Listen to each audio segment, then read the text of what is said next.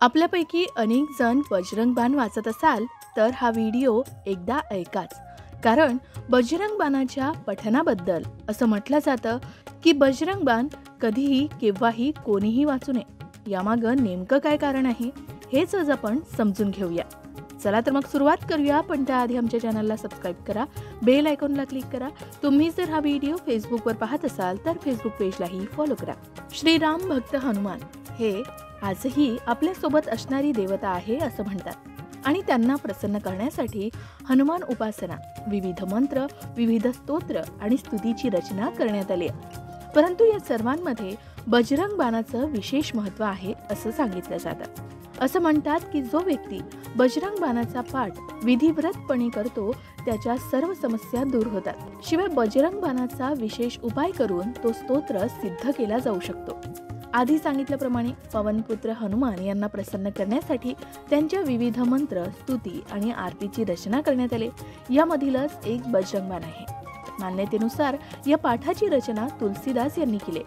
ज्योतिषांच्या म्हणण्यानुसार बजरंग बाणाचा पाठ नियमितपणे विधिव्रतनुसार करावा आणि हे शक्य नसेल तर फक्त मंगळवारी किंवा शनिवारी हा पाठ केला जाऊ शकतो. मात्र बजरंग बाणाचा पाठ करण्याचा विशिष्ट विधीही आहे आणि तो सोपा सुद्धा आहे. बजरंग बाण पठण करण्याची पद्धत काय, तर आपल्या मनोकामना पूर्ण करण्यासाठी मंगळवारी किंवा शनिवारी बजरंग बाण पाठ करण्याचा संकल्प केला जातो. सूर्योदयापूर्वी स्नान केल्यावर हनुमानजींच्या आवडत्या रंगाचे किंवा केशरी रंगाचे कपडे परिधान केले जातात आणि त्यांनाही अर्पण केले जातात. शिवाय हनुमानजींच्या फोटोसमोर तुपाचा दिवा लावला जातो. नंतर आसनावर बसून बजरंग बाणाचं पठण केले जातं. हा पाठ शुद्ध उच्चाराने आणि एकाच वेळी पूर्ण करण्याची पद्धत आहे. या व्यतिरिक्त तुम्ही सुद्धा पुढील प्रमाणे विधीनुसार बजरंग बाणाचा पाठ करू शकता. त्यात मंगळवारी सकाळी स्नान केल्यानंतर स्वच्छ वस्त्र परिधान करून एक लाल कपड्यावर हनुमानजींची मूर्ती किंवा चित्र स्थापित करावं. भगवान हनुमंताला गुलाल, लाल फुले, वस्त्र स्वरूप जानवे अर्पण करावे. गायीच्या शुद्ध तुपाचा दिवा लावावा. हा दिवा पाठ होईपर्यंत चालू राहील याकडे विशेष लक्ष द्यावं. घरामध्ये तयार केलेल्या शुद्ध तुपामध्ये चूरमा तयार करून नैवेद्य दाखवावा. हे शक्य नसल्यास गुळ फुटाण्याचा नैवेद्य दाखवला तरी चालतो. त्यानंतर बजरंग बाणाचा पाठ सुरू करावा. पाठ समाप्त झाल्यानंतर हनुमंताकडे दुःख दूर करण्यासाठी प्रार्थना करावी.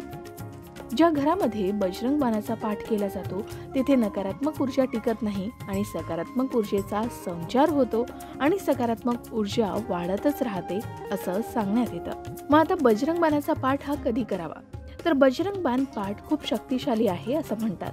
म्हणून नियमानुसार हा पाठ केल्यानं विशिष्ट कार्य सिद्ध होतात. बाण म्हणजे ठरवलेले ध्येय गाठणं. यामुळे बजरंग बाणाचं पठण तेव्हाच करावं जेव्हा सर्व परिस्थिती आपल्या विरुद्ध असेल आणि कोणताही उपाय दिसत नसेल. तर बजरंग बाणाच्या पठणामुळे भगवान हनुमानजींचा विशेष आशीर्वाद प्राप्त होतो आणि त्याचे परिणाम लवकर दिसून येतात. बजरंग बाण पठणाचे फायदे काय, तर यामुळे भीती, रोग, दोष यापासून मुक्त होण्यासाठी मदत मिळते. कामातील अडथळे दूर करून त्यात यश मिळवणं शक्य होतं. शिवाय शत्रूंवर विजय मिळवता येतो. शिवाय आधी सांगितल्याप्रमाणे बजरंग बाणाच्या पठणाबद्दल असं म्हटलं जातं की ते कधीही केव्हाही कोणीही वाचू नये. असं का, तर जेव्हा एखादी व्यक्ती गंभीर संकटात असते तेव्हाच त्याचा वापर केला पाहिजे असं सांगितलं जातं. अन्यथा रामभक्त हनुमान बजरंग बाणाच्या वापरात झालेल्या चुकीला क्षमा करत नाहीत. किरकोळ समस्यांमध्ये त्याचा वापर करण्यास मनाई आहे. काही अत्यंत महत्त्वाच्या कामासाठीच बजरंग बाणाचा वापर केला जातो, पण त्यासाठी सावधगिरी बाळगावी लागते आणि त्याचे नियमही पाळावे लागतात.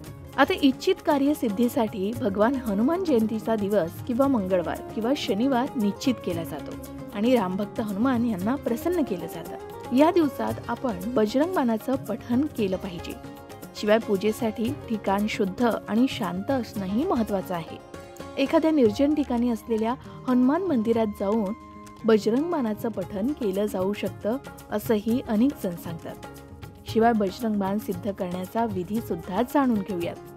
कोणत्याही मंगळवारच्या रात्री 12 वाजता हा उपाय केला जातो. सर्वात आधी एक चौरंग किंवा पाट पूर्व दिशेला स्थापित करतात. यावर पिवळ्या रंगाचं कापड अंथरतात. त्यानंतर पुढील मंत्र एका कागदावर लिहून तो चौरंगावर ठेवतात. मंत्र पुढील प्रमाणे: ओम हम हनुमंते रुद्रात्मकाय हुम फट. हा मंत्र एका कागदावर लिहून चौरंगावर ठेवतात. त्यानंतर चौरंगाच्या उजव्या बाजूला गाईच्या शुद्ध तुपाचा दिवा लावतात. त्यानंतर चौरंगासमोर कुश आसनावर बसून प्रार्थना केली जाते. बजरंग बाण स्तोत्र आपल्याला हे सिद्ध करायचं असेल तर कोणत्याही मंगळवारी किंवा शनिवारी रात्री 12 वाजता हा उपाय नक्की करून पाहावा. आधी सांगितल्याप्रमाणे एक चौरंग किंवा पाट पूर्व दिशेला स्थापित करावा. त्यावर पिवळ्या रंगाचं कापड टाकावं आणि नंतर एका कागदावर ओम हम हनुमंते रुद्रात्मकाय हुम फट हा मंत्र लिहून चौरंगावर ठेवावा. त्यानंतर चौरंगाच्या उजव्या बाजूला गाईच्या शुद्ध तुपाचा दिवा लावावा आणि चौरंगासमोर कुशच्या आसनावर बसून भगवान हनुमंताला प्रार्थना करावी. आता ही प्रार्थना कशी करावी? हे परमेश्वरा, मी तुमच्या आशीर्वादानं बजरंग बाणाचा पाठ करत आहे. या कार्यामध्ये मला पूर्णता सिद्धी प्रदान करा. त्यानंतर मंत्र जप सुरू करावा.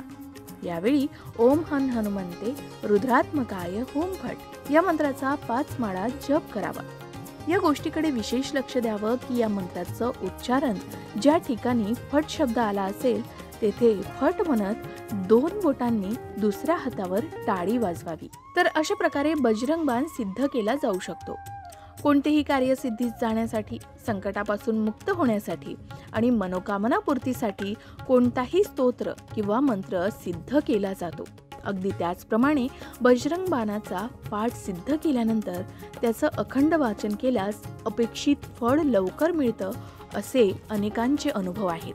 तर मंगळवार आणि शनिवार हा राम भक्त हनुमानाच्या पूजेला समर्पित आहे. भगवान हनुमंताला संकटमोचन असंही म्हणतात.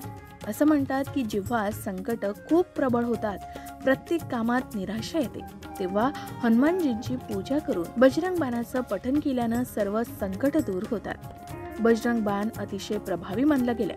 शिवाय राम भक्त हनुमान यांचे आशीर्वाद मिळवण्यासाठी विशेषतः मंगळवारी आणि शनिवारी बजरंग बाणाचं पठण करणं उत्तम मानलं जातं. विधीपूर्वक बजरंग बाणाचं पठण केल्यानं भय, रोग, ग्रहदोष दूर होतात. मात्र बजरंग बाण पठण करण्याआधी त्याचे नियम जाणून घेणंही तितकंच महत्त्वाचं आहे. आपल्यापैकी अनेक जण बजरंग बाण वाचत असतात, मात्र बजरंग बाण पठण करण्याची पद्धत काय? बजरंग बाणाचा पाठ कधी करावा? बजरंग बाण पठणाचे फायदे काय? आणि बजरंग बाण सिद्ध करण्याचा विधी आपण या व्हिडिओमधून जाणून घेतलाय. याही व्यतिरिक्त बजरंग बाणासंबंधित आणखी काही प्रश्न तुम्हाला पडली असतील तर कमेंटमध्ये नक्की विचारा. त्याची योग्य माहिती देण्याचा प्रयत्न आम्ही नक्कीच करू. शिवाय तुम्ही सुद्धा दररोज बजरंग बाणाचं पठण करत असाल तर ते अनुभव शेअर करायला मात्र विसरू नका. अशाच प्रकारच्या माहितीपूर्ण व्हिडिओसाठी लोकमत भक्ती चॅनलला नक्की सबस्क्राईब करा आणि बेल आयकॉनला क्लिक करा, म्हणजे आमच्या नवनवीन व्हिडिओचं नोटिफिकेशन तुम्हाला मिळत राहील. तसेच योग्य आध्यात्मिक मार्गदर्शनासाठी लोकमत भक्तीच्या फेसबुक पेज आणि इन्स्टा पेजला लाईक आणि फॉलो करायला विसरू नका.